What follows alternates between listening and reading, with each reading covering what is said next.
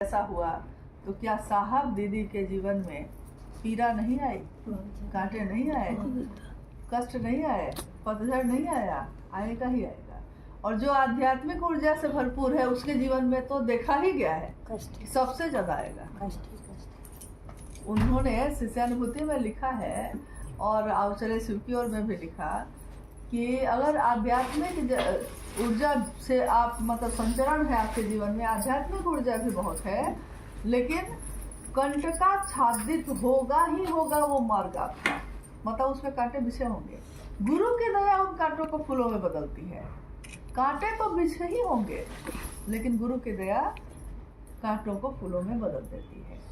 तो जिस तरह भगवान में शरीर में आए तो कोई कष्ट से बाकी नहीं रहा, लेकिन दुनिया मर्यादा पुरुषोत्तम राम को याद करती है।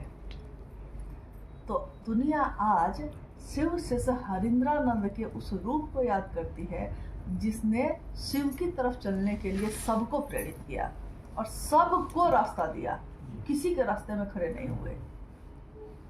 कोई अगर आज ये कहता है कि हम अपने अनुसार चलेंगे, अब बताइए मामला यहाँ आता है, हम भी उनके अधीन हैं, आप भी उनके अधीन हैं। मानिए ना मानिए, क्योंकि हम उसके अधीन होते हैं जिसने वो रास्ता दिखाया है। रास्ता दिखाने वाले पे अगर भरोसा नहीं करिएगा तो रास्ता पे पहुंच सकिएगा? नहीं पहुंच सकिएगा। भरोसा तो उन्हीं पे करना पड़ेगा। और भरोसा जब करिएगा तो जैसा वो कह रहे हैं वैसा ही करिएगा ना। आप गाड़ी चलाने गए हैं सीखने, तो जो आपको सिखा रहा है गाड़ी चलाना वो कह रहा है कि क्लच इतना ही दबाना, एक्सीलेटर इतना ही छोड़ना। आप कह रहे नहीं हम एक्सीलेटर ज़्यादा करेंगे, क्या कि मेरे हाथ में नहीं अब ड्राइविंग है तो हम ज़्यादा करेंगे। नहीं चलता है, ये नहीं चलता है। क्योंकि अगर आप इस तरह करेंगे तो फिर गाड़ी सीख नहीं पाएंगे कभी चलाना। एक्सीडेंट तो कर ही लीजिएगा, अपना नुकसान तो कर ही लीजिएगा। यानी जो आपको जो सिखाता है, चाहे वो लौकिक ज्ञान हो या पारलौकिक ज्ञान हो, जिसने जो सिखाया है, जो वो कह रहे हैं पहले समझिए ठीक से और तब उस काम को करिए। साहब ने शिव को गुरु बनाने के लिए कहा और ये साफ कहा कि मेरे गुरु शिव ने मुझको इसके सिवा कुछ भी नहीं कहा। उन्होंने नहीं कहा था कि तुम अर्थ धर्म काम मोक्ष की कामना करना, तो मैं नहीं करता हूँ। उन्होंने नहीं कहा था कि तुम फोटो रखना कि नहीं रखना, तुम फोटो रखने का मन है फोटो रख लिया, नहीं कोई रखा है तो कहा भी नहीं रखने। मतलब कोई रख दिया है तब भी ठीक, नहीं रखा है तब भी ठीक। कोई प्रसाद रख दिया तब भी ठीक, नहीं रखा तब भी ठीक। क्योंकि प्रसाद तो शिव से बनाता नहीं है, बनाएगा तो वो ना, तस्वीर तो बनाती नहीं है। तस्वीर में जो है चैतन्य वो ना बनाएगा आपको। गुरु की तस्वीर हम प्रतीक में लगाते हैं लेकिन बनाएंगे तो वो ना। देते तो पिता ना है, पिता की तस्वीर नहीं, लेकिन तस्वीर किसकी है? पिता की। तो आप उस तस्वीर का अपमान भी तो नहीं करते, उसको अपने घर में सबसे सुंदर जगह पे रखते हैं क्योंकि पिता की है मेरी। तो कहते हैं कि अगर जिसको आप प्रेम करते हैं उसको छू कर हवा भी आई है, उस हवा को भी हम सलाम करते हैं क्योंकि आपको छू कर आई है। तो यहाँ तो साहब से जुड़ी हुई कोई बात है, हम उसका सम्मान करते हैं, उसको प्रेम देते हैं। अब वो हमको क्या देगा इस पे मेरा बस नहीं है, दूसरे हमको क्या देंगे इस पे मेरा बस नहीं है।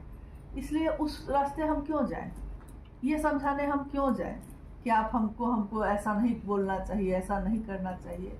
क्यों इस काम में पड़े? साहब ने जो आदेश दिया, उन्होंने शिव की शिष्यता दी और कहा कि ऐसा करना, तो हम सभी को ये करना चाहिए। अब है कि इसको करने में कांटे आएंगे, आरोप आएंगे, बहुत सारी चीजें आएंगी। अब उसको देखने अगर रुकिएगा तो इसका अंत नहीं होगा। कांटे भी आना तो स्वाभाविक ना दीदी। हम लोग महादेव महादेव कर रहे हैं, किसी को महादेव महादेव नहीं करना है। हाँ, नहीं करना है तो फिर वो शिव चर्चा स्थल पे शिव की बात होनी चाहिए। नहीं करना है तो फिर वो चीज़ थोड़ा सा अपोजिट लगेगी हमारे। हाँ। उनको भी हम थोड़ा सा आउट लगेंगे उनसे कि हमारे बिरादरी के ये नहीं है, उनको लगेगा कि हाँ उसी पर साहब ने कहा। हाँ, देखिए यही हम कह रहे थे कि उन्होंने किस बात वो को जानते हैं दीदी, मतलब देख के भागते हैं, डरते। उनको ऐसा लगता है कि ये हमारे बिरादरी के नहीं है तो इनको भागा जाए देख के, क्योंकि ये पकड़ेंगे तो महादेव महादेव करेंगे।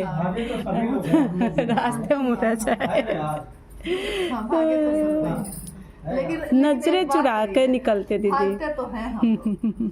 कहीं जाइए, कुछ भी कह लीजिए, आप कहिए कि हाँ, आज आप कहिएगा कि हम साहब को भी नहीं पहचानते हैं, क्योंकि महादेव की बात की है, महादेव की बात कर रहे हैं, आप साहब से क्या मतलब, नहीं पहचानते, मान लीजिए।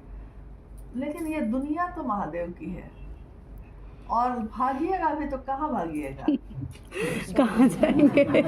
जहाँ जाइएगा हमें पाइएगा, अजी रूट करो कहाँ जाएंगे? जाइए, जहाँ जाना है, जितना उड़ना है, जितना बोलना है, एक दिन तो थकिएगा।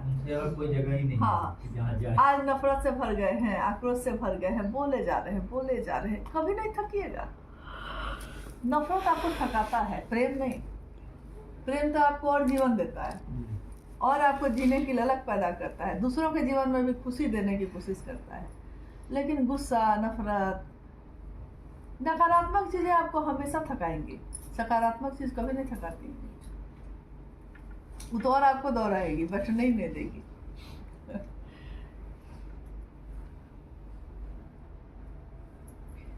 माँ नीलम आनंद, उनका जन्म मनातूगढ़ में हुआ है। आप में से कोई तो गया नहीं होगा वहाँ कभी, गया? अनमोल कभी है।